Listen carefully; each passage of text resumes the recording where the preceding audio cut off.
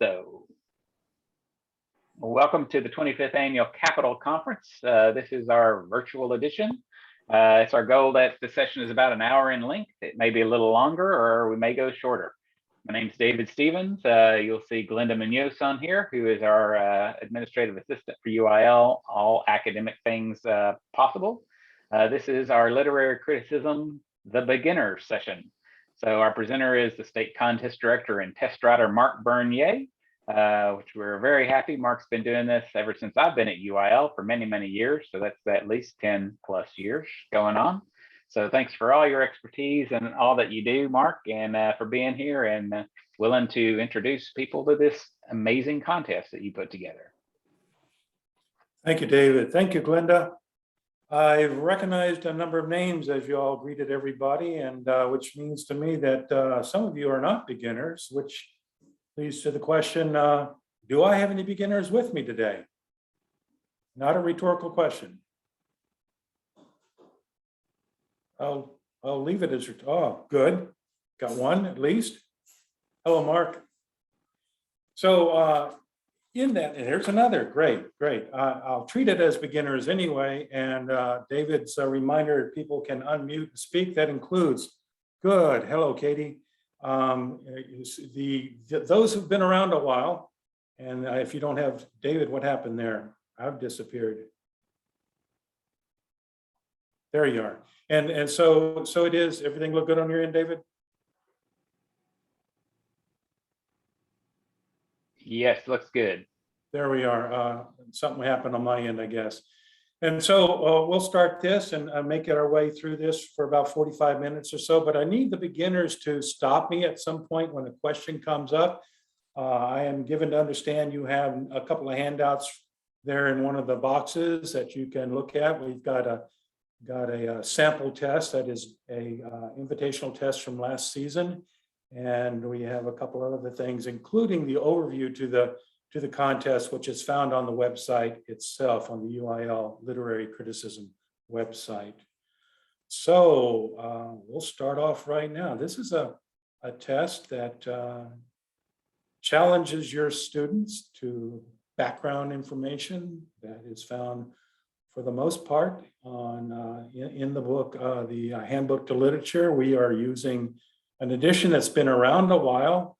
It seems as though we're not going to republish anytime soon, this being not STEM, therefore priorities are not prioritized. And so we're using an old edition, which suffices. It does, I need to say this in kind of out of order sort of way, linked, especially the new guys, linked to the literary criticism page there in Austin on the website, or a couple of sources. One is a master list of all, a study aid, I think I have it listed as a study guide that allows everybody to see the listing of terms that I've used in the past. Now, I bring that up now simply because some of the terms you'll find in that listing all the way back 12, 13 years ago are no longer used. That is, the handbook has changed. Indeed, unfortunately, we're working with a handbook that has lost a number of entries, and thus there are cross-references that are dead ends and a few other things about the book that make it not difficult, but certainly a challenge for me as I put together the test. So I've made reference to the handbook itself. You can find easily enough, and certainly on eBay at a good price. Not that I'm in any way promoting. And then the master study guide that I have listed in that right-hand column on the webpage coming out of Austin. On that webpage also is a listing of all the poems I've used in principally section part 2, and part 3 and part 4. So we'll begin an overview of the test. The test is a 90-minute test. It includes a part 4 tie-breaking essay. And I'll start with part 4 tie-breaking essay. It is important in that the rules have it that if a student, a contestant, does not submit a tie-breaking essay, a sincere effort at answering the prompt, there's disqualification involved. That's happened very few times to my knowledge. a real question at state some years ago, but it is that we are caught up in this attempt to measure the student's ability at literary criticism, literary analysis, and to do it by simply turning to multiple choice questions. I usually use the word obscene. That's just not the way to do it. So we have a component of the test. It is the case that the student who finds himself, the contestant who finds herself tied with someone else in the top 6, we pull those essays and we read them and we make a judgment regarding the literary analysis that is undertaken in that response to the prompt. So it is that your contestant, your student, doesn't know the quality of the essay written by his or her competitor at that level. If you both get an 85, the judges, 3 to 5 judges, read that essay, those 2 essays, and make a judgment right then and there. So it should be undertaken by your contestant, your student, as a very serious aspect, not just something you do at the end of the test. What I suggest is that the contestant look at the prompt. That settles the contestant into the chair, getting used to being in a testing situation. Read the prompt, read the poem, and that kind of sits back there. Asimov says something about a back burner, and as the student goes through, the contestant goes through parts 1 and 2 and 3, there might be some connections that are made in anticipation of sitting down finally and writing a response to the essay. So part 4 is an essay response in good essay form, addressing the primary source that appears as part of the test. You have a sample test in front of you, or they're easily found by way of the message box there, the click box. And you'll see that the last part, the last page, is a directive how to approach a particular aspect of a particular poem. And it is usually a poem. To find a piece of prose that can be read in short order, and there are in the poems that I choose a lot of concentration of the melopoeic, the alliteration, the assonance, all that sort of stuff, the onomatopoeia, and the tropes and the figures of speech. Whereas in a piece of prose, that stuff is, unless you're reading something from JFK maybe, that sort of rhetorical or literary device concentration's not there. So we resort to, as my predecessor did, Fred, Dr. Tarpley, I think he used maybe 3 pieces of prose over his years. I think I've used 2. So part 4 is guaranteed to be a poem. So that's part 4. I'm slowing down for questions from anybody new or those who have encountered this before and want to offer some advice or correct me on something I've said. Go ahead.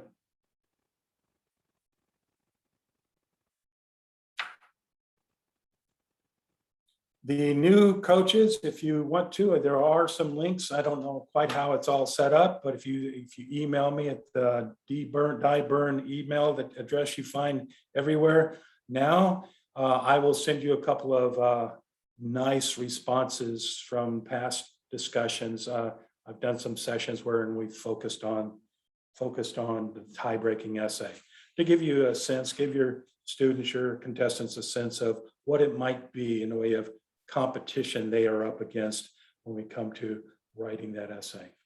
Part 2 is a 30-item section. Each item is worth 1 point. One of the files you have access to right now is an answer sheet, and you can see how that's set up. You see that the 65 items are divided into 3 sections. One section of 30 I've made reference to just now. Part 2 has 20 items, and part 3 has 15 items. That adds up to 65. The first 30 worth 1 point each. The parts 2 and parts 3 items worth 2 points each, and all that ends up being 100 points. In the first part, which relies on the handbook to literature for its sourcing, for the most part, are 30 items, as I've already alluded to, and I divided up roughly into 3 sections: 12 questions, 12 items, another 12 items, and then 8 items. We'll start with the 8 items first. On the reading list these past 3 or 4 years, because as I've already referenced, we are not producing in any short order a new edition of the handbook. I have listed the Pulitzer Prize winners and the Nobel Prize winners for literature, the links to those places on the web. In the handbook itself, there are, as appendices, these lists. Hi, I don't know. I got a picture behind me too. How are you? And the list is the Pulitzer Prize winners for fiction, the Pulitzer Prize winner for poetry. Doing well, Bonnie? And David, is everything going well? It is going great, thanks. Okay. Things are jumping around on my end, and I think I understand why. A Pulitzer Prize winner for fiction, Pulitzer Prize winner for poetry, and Pulitzer Prize winner for drama. And those lists in the back of the handbook, the edition we're using, only go to 2010. And you can do the math there and say we are short easily 44 recipients of these prestigious awards. So these last 3 years or so, and these links are on the reading list, we go to the web and pull up, thus eligible for 8 of the items are these winners from the Pulitzer Prize and the Nobel Prize for Literature. So it is now, these last 10 years or so, I've reduced it to 8. Used to be a few more there, but this is, you know, a memory. This is learning by rote, maybe. And do you have your contestants, your students memorize all these guys and gals? No, don't do that. You find other ways around that with any number of these recipients have won more than one. When it comes to the Nobel Prize for Literature, I offer a question, and the response is someone, say, from Germany or from an Hispanic language country, a Latin country, or English, an Anglophone. Anyway, I group in that manner sometimes, so that if I'm looking for an answer that has a Spanish, I'm looking for an answer to a question that has a Spanish answer, a Spanish name answer, all the distractors will be Spanish language names. So it might well be that your contestants study these in groups like that. I usually always include something that might be of interest, that might be found elsewhere in the handbook, or might be found if you did a Google search that makes these people. And I appreciate it, Corey, when you mentioned earlier this year while we were negotiating a question, that you were aware that I do go to current events. And if there is someone we've lost, or if someone's book has been published, you know, after his or her death, or something that occurs that is newsworthy, suddenly that person is on my radar. And if that person's presence is in one of the discussions in the handbook, or as a Pulitzer winner or a Nobel winner, that legitimizes legitimates this attempt to bring a variety of questions to the 8 of the 30 of which I speak now. So there is a Pulitzer for fiction, a Pulitzer for poetry, a Pulitzer for drama, and a Nobel for literature. That's 4. So those are 4 of the 8 items out of the 30 that will be on the test. That leaves 4 in that grouping of 8 that have to do with the personality of an author in some manner, and that includes what he or she has written. So I might ask a question, you might find that in the sample test you have access to now, a question to ask you, which of these authors is responsible for these 5 titles? Or conversely, I might ask, which of these titles belong to one of these authors? I might also ask that you recognize, your student, your contestant recognize the literary time periods.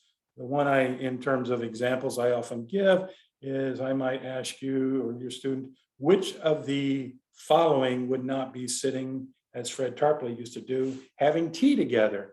And if we have Thomas Kidd and Marlowe and Shakespeare and Johnson, all kind of, and then you got Chaucer sitting there having tea, he's been transported. That is to say, he doesn't belong there. So a knowledge of the literary time periods, much as Bonnie puts together when she puts together her study guide. So you know that Chaucer is Middle English and Shakespeare and company are modern English, at least Elizabethan, and they could not hang together.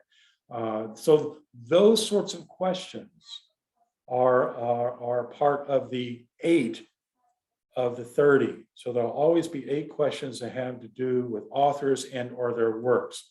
Now, it's not random.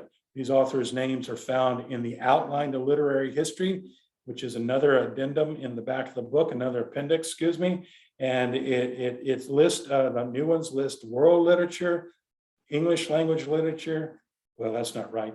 World literature, British literature, and American literature. I pretty much stay away from the world literature column simply because what we're doing through the handbook and other obvious sort of considerations, we're working with Anglophone literature. That does not discount in terms of influence. I need to reckon with Petrarch, with the sonnet, Dante, with his influence, Homer, and these are world literature folk, but we should know Cervantes, we should know Homer, we should know Dante. So not to ignore that column in the outline of literary history that we'll find in the back of the handbook, but the focus is on the canon represented by the 2 columns. One is American literature and the other is British literature, from which I find reason to include a Fitzgerald or include a Twain or include a Milton, because those names are in there along with a number of their writings. Not all of their writings. I usually say at this point, I think those tables are put together by drunk graduate students. They leave out some stuff, including titles that brought the Pulitzer Prize to a particular person. So there is an opportunity for me to find a name in the outline of literary history and discover whether he or she has 2 or 3 titles listed in that outline literary history, and immediately that person becomes, in addition to his or her being a Pulitzer winner or a Nobel recipient, that he or she is part of the canon as outlined in the outline literary history in the back of the handbook. He or she, that name and those titles are eligible for that balance of 8 questions. So that's a total of 8 questions having to do with writers and their works, and perhaps their association with a particular school, a particular literary or artistic movement. So a question might be, which of these poets is not a metaphysical poet, as we understand them from the 17th century? Which of these poets does not represent, which of these writers of novels does not represent the realistic period in either Britain or in the United States? So those questions, summing up 8 items of the first 30, 1 point each. Questions, please.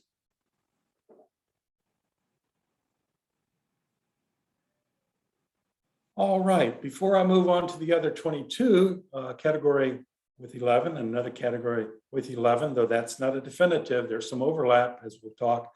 I should say at this point that of the first 30, there's always 3 items that I present to you in the, I'll go ahead and call it negative. I've made reference to that master study guide, that aid, that listing of all the terms I've used these past 12 or 13 years. I'm working my way so slowly through that and bold facing the term that is the answer to the not question. Not one of Kenneth Burke's 4 master tropes, not one of Nathaniel Hawthorne's novels, not one of the 9 muses living on Parnassus. So there are always 1 per 10, that is, out of the first 30 items, 1 per page. It's always 30 items on the first 3 pages. There's always 3 nots. They could be a not an author, not a work, not a genre, not a collection of figures of repetition, any kind of category that might exist, I might approach it in the Sesame Street sort of way. One of these does not belong. So that leaves us 22 items. Roughly 22 items I categorize as genre. Sorry, take that back. That's the bridging. One of the 11 of these items are literary terms. They could be the simile, the metaphor, the metonymy, the hyperbole, that range of items that we find in the back of our adopted textbooks, all the while in the glossary, things with which you are familiar, your contestants familiar. So there are about 11 of those. Now, the trick here, and it's not a trick, it's what we do, it is that the definition that I use is virtually word for word from the handbook, which is to say, you might have taught it one way, the adoption you have might word it a different way. A couple of the examples I'll use is I have in the past pulled the definition of sentence out of the handbook. I pulled the definition of poem out of the handbook. I pulled the definition of metaphor out of the handbook, word for word. And we should all have that even as beginning lit critters. But because I'm using the words from the handbook, that confuses the contestant. So it should be that your contestants are aware of something in a very, I won't say general way, but in a very experiential way, having come through the classrooms, but it is the wording that I find in the handbook that I use on the test. So yeah, I know what a metaphor is, teach. No, look at what Bernier is going to pull out of the handbook. That's how it's going to be worded. Now, some of the terms, not alone the literary terms as we're talking about it here, the melopoetic terms such as assonance, consonants, onomatopoeia, alliteration, down that line, but also the tropes and the figures of speech. Some of these discussions in this handbook, alphabetized as it is, are a page and a half long. The student the potential contestant might well be satisfied with the first discussion, that is the first paragraph. If we don't look deeper into a discussion, we might miss a very legitimate, a very important use of the word. So we might look at romance, and there are 2 or 3 different definitions that I can use and I will use to differentiate. And one has to do with the Arthurian romances. One has to do with the romance in terms of, the 19th century with the Romantic writers. And then, of course, there's the literary genre that we find in the drugstores, or if there are any bookstores left. So it is that when we should not be satisfied as we study, making our note cards or whatever we do, going over it in some kind of rote sort of way, we're not aware that a lot of these literary terms have more than one meaning. And at some point, maybe down the etymological trail, they're related.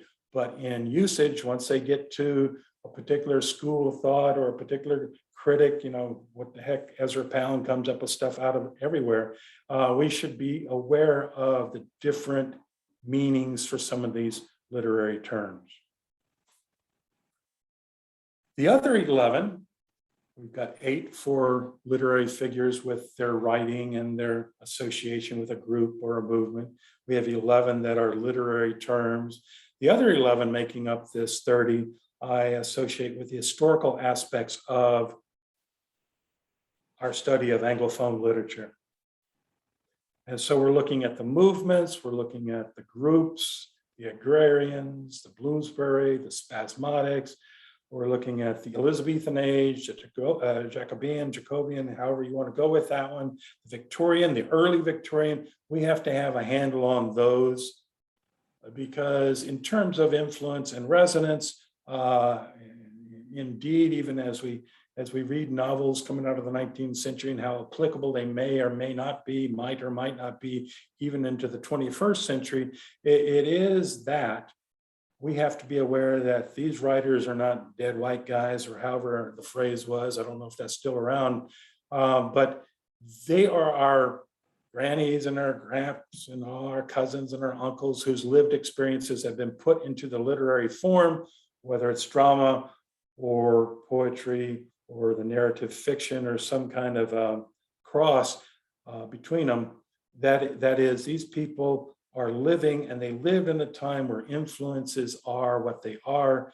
And so we need to know, I feel we need to know that Shakespeare of his 17th century, and as we look at him with Macbeth, very suddenly aware, as was his neck of the woods, very interested in Scotland, because here comes James the Sixth, James the First to become James. Did I do that wrong? James the Sixth to become James the First of England, and he brings all this Scottish stuff and interest in the Scots. And so it is that we need to know something about Shakespeare's being in a time that not only is Scotland of interest, we've got by the time we got Jamestown and Plymouth Bay and all that, an interest in a new hemisphere. So the context out of which these literary works come are associated with a person who is a member of a group, who is a member of a time period, who is a member of a literary movement.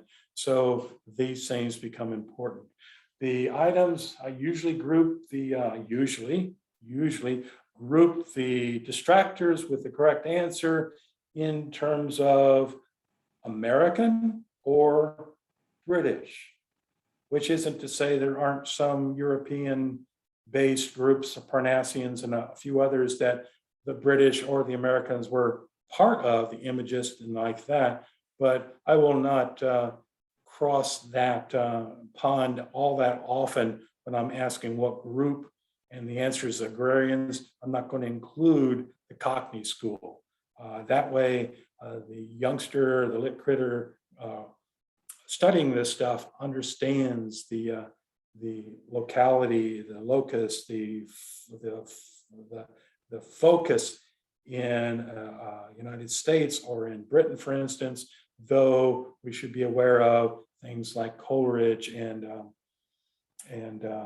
Emerson, the transcendentalist who crossed the pond. So those sorts of questions will often be along the lines of the canon rather than a hodgepodge of mixed distractors on those questions. These 30 questions worth 1 point each. It might well be you choose not to spend much time with your contestants, forcing them, asking them to find some manner in which to kind of hang on through mnemonic or just plain study. The names, the 8 questions, that the 8 items they have to do with the Pulitzer and the Nobel and such associations as that. But if you approach it pragmatically and see that you get your terms down, and then you get your historical aspects, including genre, get that down, 1 point each, you might find yourself not focusing too much on and I'm not saying don't do it as part of the test, focusing on the literary names themselves. I've mentioned 3 times now genre. Genre is both a literary term and it is easily associable with a particular time period. We think of epic, we think old stuff, we think Gilgamesh, we think Homer, we think Virgil. Those are the folk epics, and then we come into the more modern, and we're picking up Milton with his Paradise Lost, for instance, an art epic. It is that the art epic and the folk epic represent a different time period, and I can see myself categorizing that as one of the 11 that have to do with the historical aspects of what we study. Also, I could look at it as what is an epic? What are the characteristics of an epic? And while it's a genre, the characteristics as they are assembled to represent that particular genre, I see as perhaps a literary term. So the genres that are associated with the historical period or with a particular person, or just the very fact that it is that we do pastorals, whether it's the Greeks or the neoclassicists or into the 20th century, that jumps historical lines. So I'll see the pastoral as a term, as either a literary term or a historical term. So those are the first 30, each worth a point. Questions, please. Either type it in there or sing it out.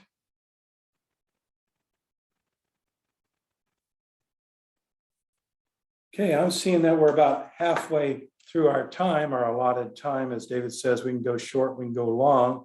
That puts me pretty good there with parts 4 covered, the tie-breaking essay, which is essential, especially when you've got a pretty good objective score and someone else has that same score, or as I had this past state contest, 4 people with the same objective score. Writing that essay is of no small consequence.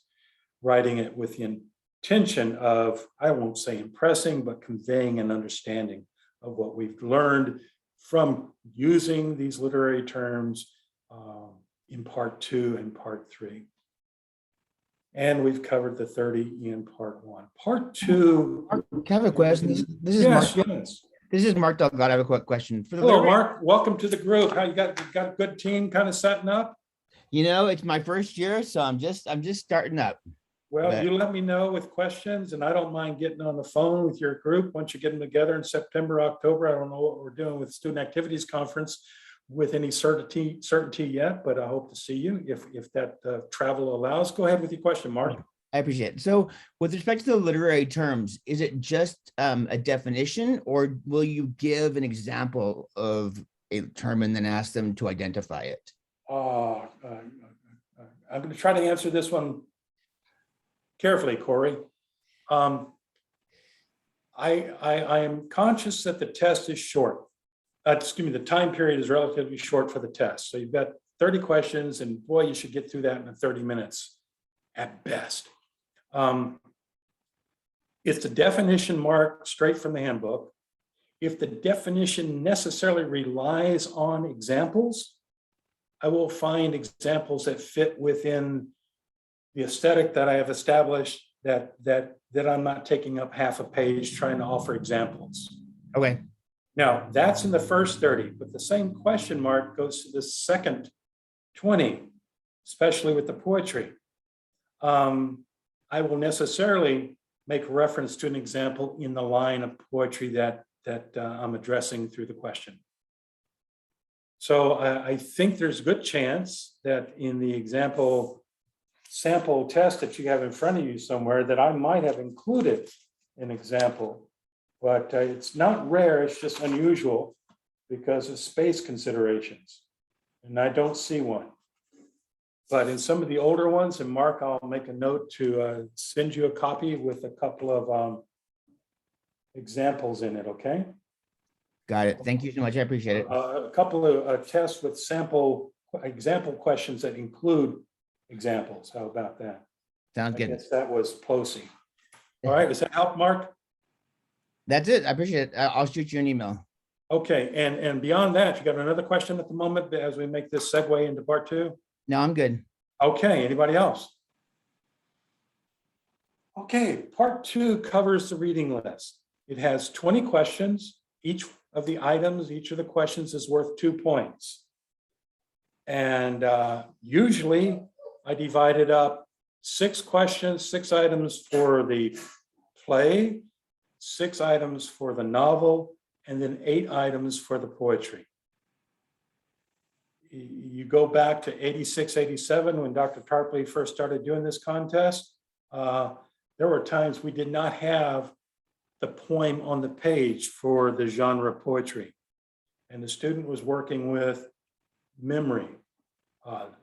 Obviously, there's not going to be the novel on the page, nor an excerpt, and I would think not from the play either. With the play, I do quote directly, and necessarily so. What I do with these 20 questions, back to, as you're taking notes, I'll say it again, the first 6 questions usually with the play, the work of drama, the second with the novel, the work of prose fiction. Fred has in the past, and I'm thinking earnestly or seriously anyway, about maybe a collection of short stories. And then the third section is the poetry, which is 8 questions, usually 2 poems from the reading list, usually. Sometimes excerpted, back when we worked with Robert Browning, not Elizabeth, but Robert, his poetry quite long, Familiarity was expected, but the questions on the test itself were coming just from what I excerpted and put on the page next to the questions being asked. 8 questions there. The balance is usually 5, 3, or 4, 4, something like that. So 6, 6, and 8, that adds up to 20. 20 times 2, this is 40 points in the test. The first 6 questions are drawn from the play. I expect the students, the contestants, to be able to recognize, because especially Shakespeare, while he often, if not always, but often enough to say this is a way to approach it. If he has a main character of some kind, a protagonist working in that central character idea, there's something paralleling that, another character or another character story. The best example I suspect is King Lear, where you have the King Lear line and you have the Gloucester line. Those are parallel stories, and thus you can easily put Lear up against Gloucester, and within that you could put one son up against the other son, right? Edgar up against Edmund, and thus the distinction is made and the contrasts are evident, and thus the student, the literary criticisms contestant should be able to, if I quote one of these characters, if I quote Macduff, you should not know it as Macbeth. If I quote Lady Macbeth, it can't be Lady Macduff. You should know the characters and distinguish them.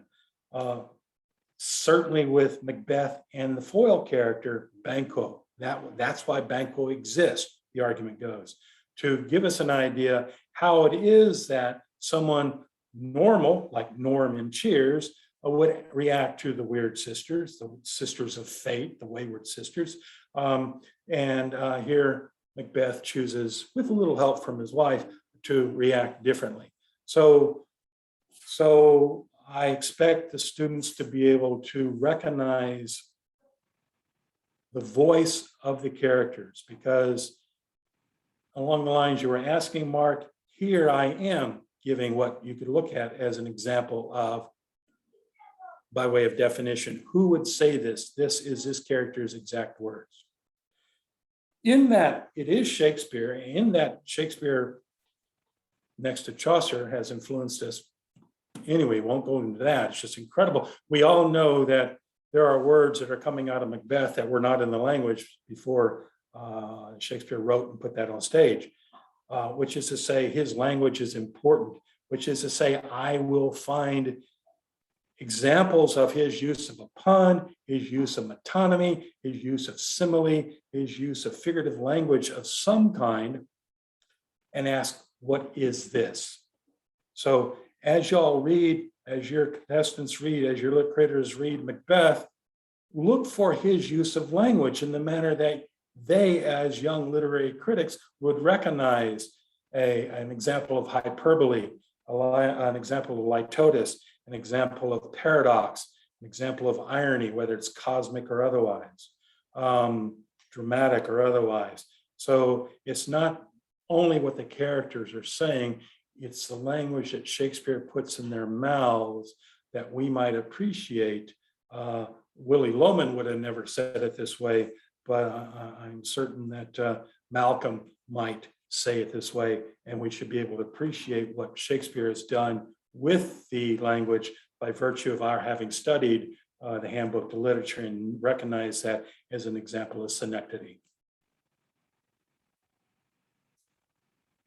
There are a few plotline questions, but I try without going to the source, that is Cliff's Notes and Monarch Notes. I'm dating myself. I can't remember what the other ones are called.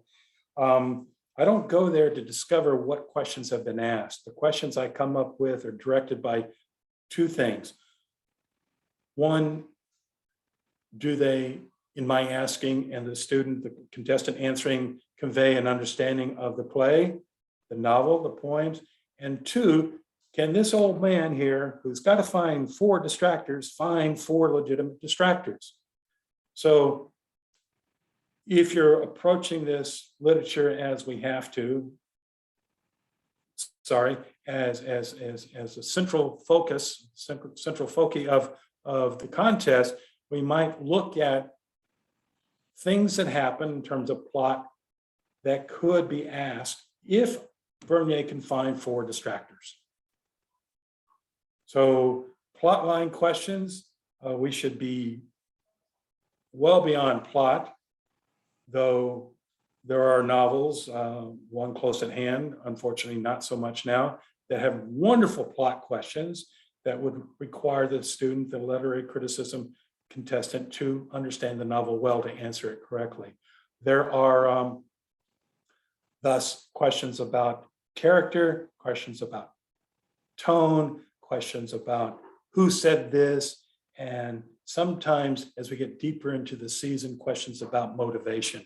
But all of them have to be found in the narrative itself. There has to be evidence in the piece of literature.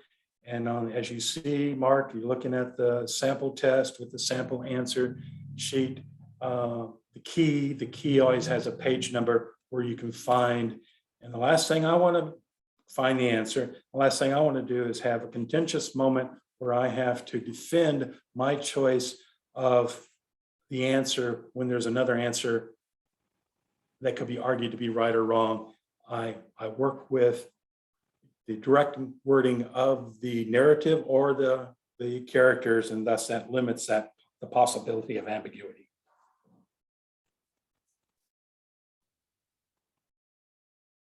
The questions for part 1, part 2, part 3 get more difficult through the season. So Mark, I hope the questions in Invitational A and Invitational B don't send your freshman first time student running, but also know that as we get to state, they might be just a little tougher regarding an understanding of the literature especially.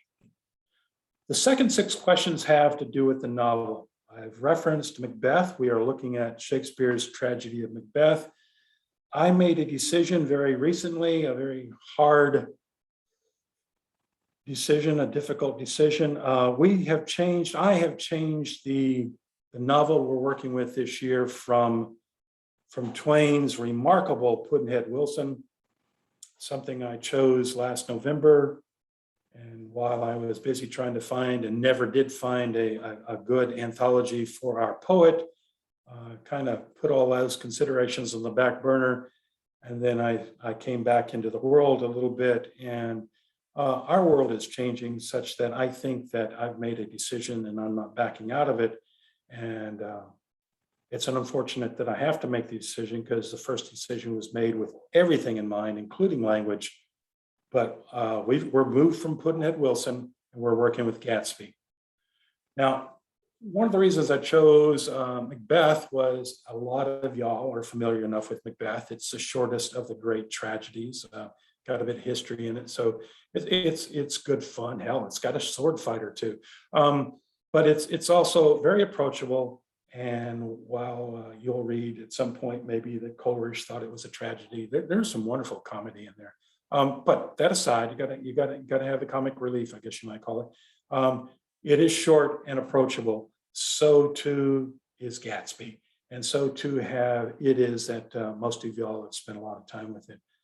Indeed, just an aside here, the last time I spent a lot of time with Gatsby was with William Harmon, who is as you well know, the fellow who took over the handbook some years ago. He was a visiting prophet. A&M there in College Station, and I took an undergraduate course in American Survey, and I took a graduate course in poetics with him. Wonderful man. I think he's emeritus now, but we went through Gatsby, and Gatsby came alive. And I'm hoping that y'all as coaches can do that. One of the ways you can do it is keywords here. If you're writing down keywords, Stephen Colbert just dropped her name. Stephanie, who's the Don't Blink girl? Yeah. Okay. And So Stephen Colbert and Reading Rainbow, LeVar Burton. It's nice to have your daughter around. She's a Doctor Who fan, but Carey Mulligan. If you keywords, Carey Mulligan, she's got a great new movie out. I don't want to see it, scared the heck out of me. Carey Mulligan, Stephen Colbert, and Gatsby. There's a wonderful interview there you might find useful, very useful, introducing your kiddos to Gatsby. But Gatsby, Priestley, J.B. Priestley, one of his characters in one of his detective stories, one time he walks into the drugstore and he says he saw Gatsby on the shelf there and said, it's time to read Gatsby again. And for me, this is a good time for reasons that I've alluded to, and it's a damn good novel. And I think we can find ourselves enjoying something of the same thematic concerns that permeate Pudd'nhead Wilson, in that we try to discover what it is to be an American in a time where you might be just outside your comfort zone. So Gatsby, know your characters, know the setting, and because it's a time period thing, we might need to know something about the Jazz Age. I won't ask direct questions about it, but it might well be that the students will understand that when Daisy opens that closet, or when that closet contents are revealed to her. Another little side here, Gatsby with Robert Redford, that was the last movie I ever saw at a drive-in theater. There you go. And that closet, when it opened up with all those different colors, with Gatsby with his yellow car and everybody else has either a black or a white one.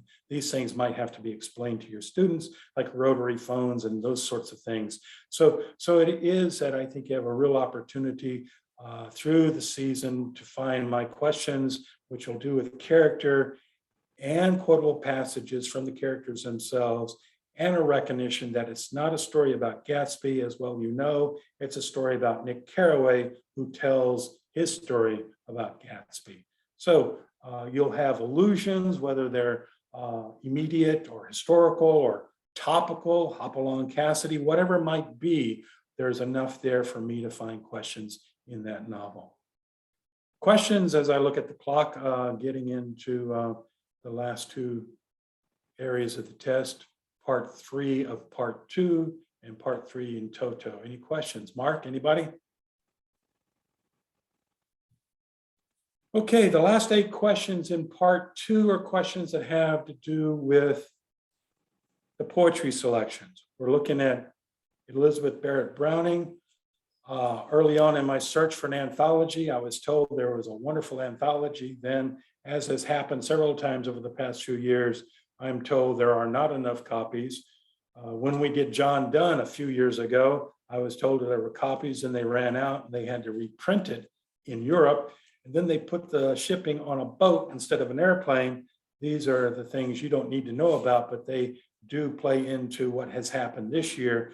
I have found a very cheap, inexpensive copy of, and you can find them anywhere, there's not much change, if anything, of Browning's Sonnets from the Portuguese. But I've also attached to, thanks for your help, Linda, attached to the reading list itself, 6 poems that are not from Sonnets from the Portuguese, so that we have a sampling of poetry beyond her favorite genre, the sonnet. 2 of the 6 are, I believe, if I remember, sonnets. So we're going to be looking mostly at sonnets. And they are not replete with the use of literary, gosh, I hate these terms, devices, techniques, these aspects of storytelling that find themselves in the lyrical expression we call poetry. But there's enough there to recognize her use of imagery, which is to say, when I sat down to the sonnets, and when I sat down to about 40 poems I found online and chose from them, it was with a notepad. And I go through the poem. And if I could find 6 or 8 words, expressions, features, characteristics to ask questions about, those are the poems I picked. probably the one I didn't pick for that reason is Let Me Count the Ways. There's not a lot to ask about that, which doesn't mean it won't be on a test, and which doesn't mean I don't use a particular poem mark in invitational B and it doesn't show up again at state. Just because I've used it once doesn't mean it doesn't show up again. It's that I picked these poems because there are 3 to 5 to 6 potential questions for each of them. Some of her most beautiful poems, I'd be hard pressed to find multiple choice questioning with 4 legitimate distractors. So as you read the beautiful poetry, much as your student might read it, your contestant might read it in a test setting, don't read the poem, read the questions first, or look through the poem for those things that stand out, the metaphors, the similes, the apostrophes, that sort of thing, and then put them in the full context of her love poetry, because it will be difficult to find questions that have to do with theme or tone, since most of them are in this sonnet sequence doing the same thing. But there are plenty of opportunities for the poems I've chosen to find questions that have to do with the items that you might find or should find, will find in the Handbook to Literature. So those are the 20 items, the 20 questions. And you might notice, and sorry, Mark, I keep calling on you for reasons that should be obvious. I can remember your name. I don't ask questions in terms of questions. It's a philosophical thing. I don't know the answer to any of them, but I can construct a sentence leaving off the last word or so that has an opportunity for the contestant to find the best fill in the blank at the end. So what I've done with Barrett Browning's poetry is pick the ones I can work with, finding 5 answers, one of them correct in terms of it filling in the blank the way I worded the item, which is what I've done in part 3.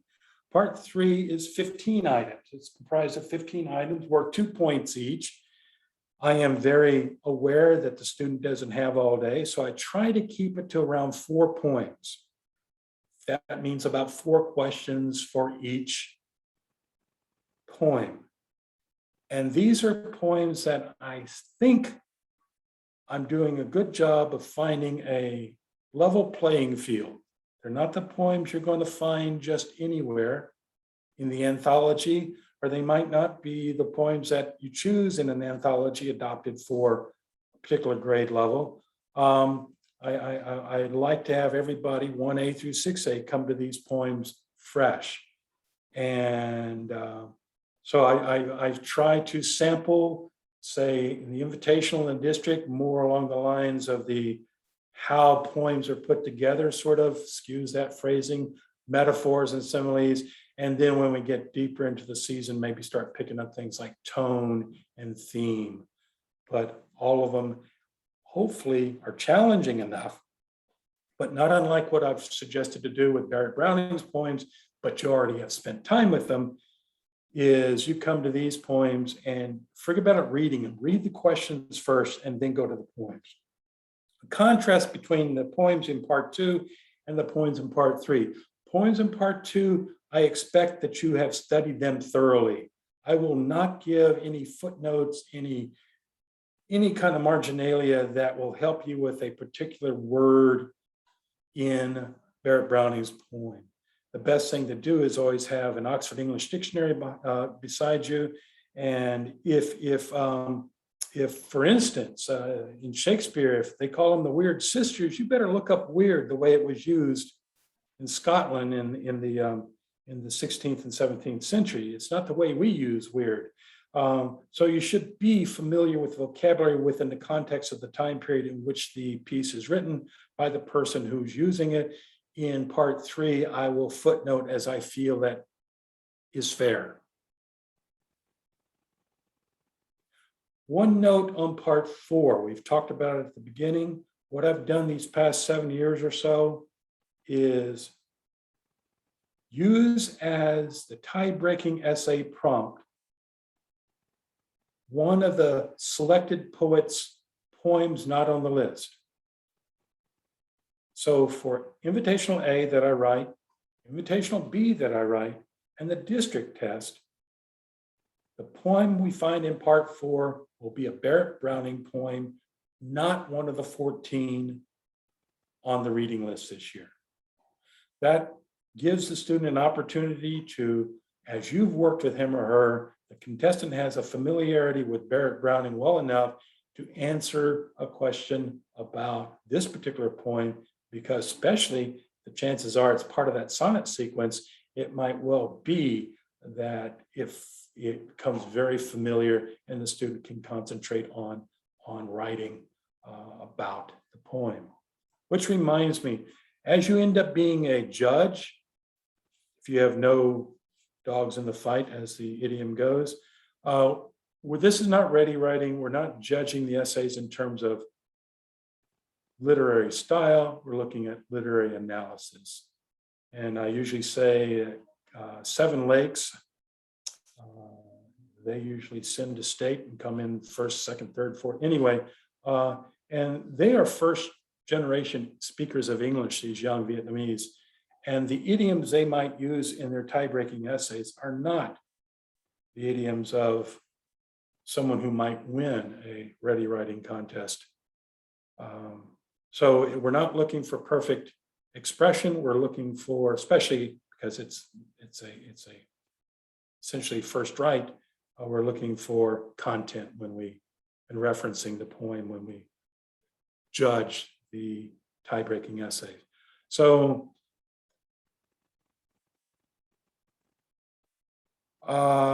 thank you very much, Amanda. Do you see that, David? I thought we had everything changed. Did you refresh, Amanda?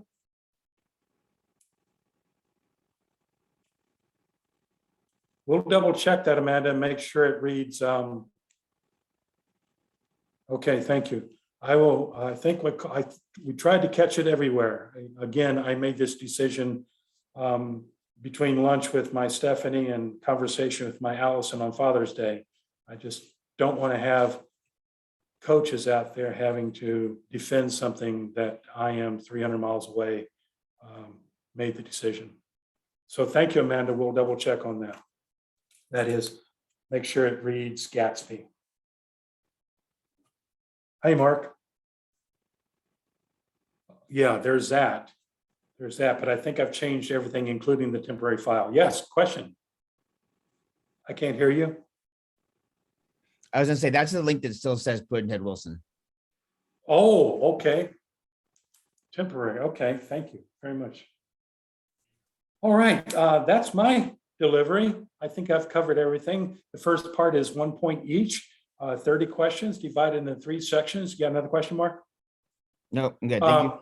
11 questions on genre, excuse me, take that back. 11 questions on literary terms, 11 questions on historical aspects of being in the world as an experiential being in the writing or writing in the time period, and genre crosses both those sections. So a genre could pick up in the first 11 or the second 11, and then 8 having to do with writers themselves, some aspect of their being in a canon or contributing to a canon, which isn't to say they will be on the test page, as you'll see in the sample test, all lumped together.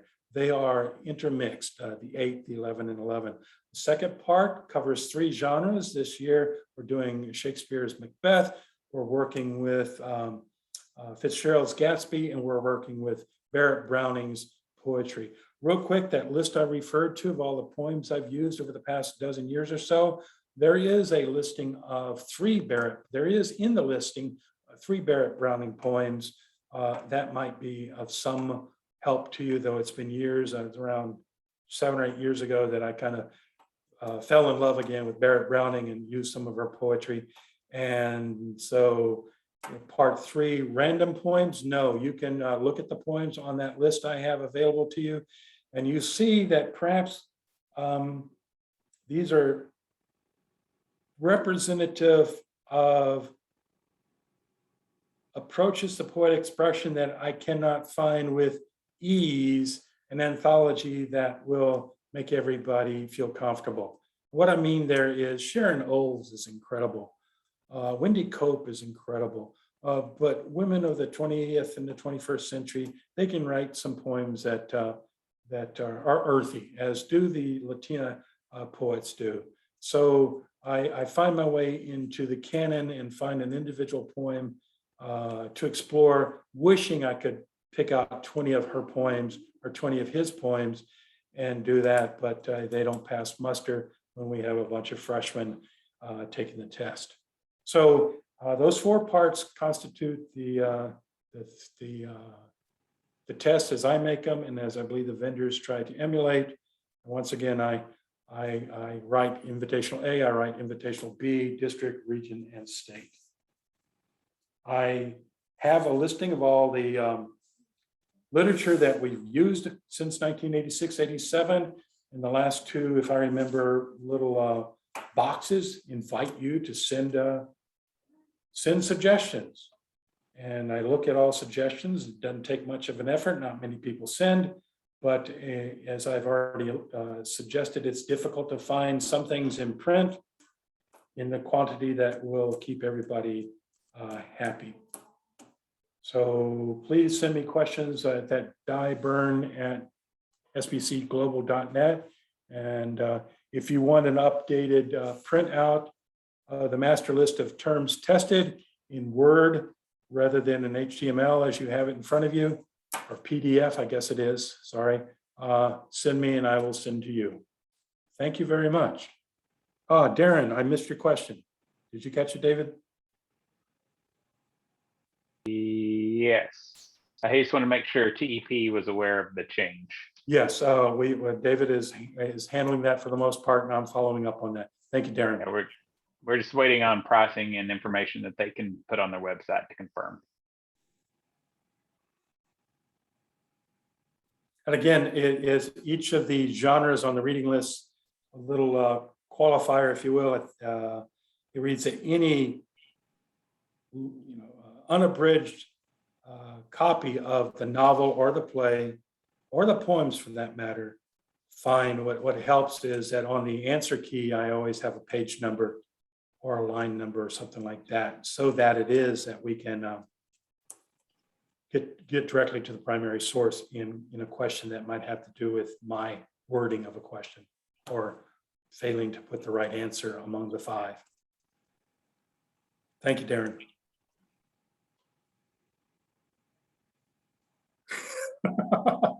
I understand, but one of my favorites, Darren, is Letters from the Earth. And I think Twain would, from the grave or anywhere he might be haunting, be happy to make the estate unhappy. Good man he is. Honest man he is, Twain.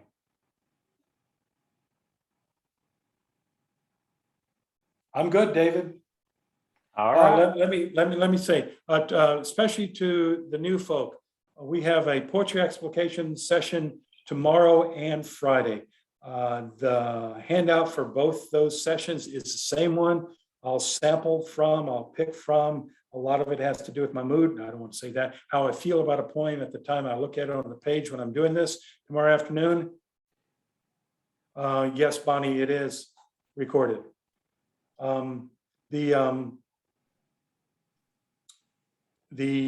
What I have to say about explicating poems for the test, I'm not explicating poems for posterity, for publication. This is what I look for when I make out the multiple choice questions. What I have to say about the poems in the handout that we'll look at tomorrow and Friday applies to what I have to say to them about them, applies to Barrett Browning's poems also. Though we won't be covering any Barrett Browning poems for maybe legitimately obvious reasons. And Thursday, I'll do what I can to be ready to talk Gatsby, as well as Barrett Browning, and of course, Billy. Thank you, David. Thank you, Mark. We appreciate you presenting for us today and look forward to the rest of your sessions this week.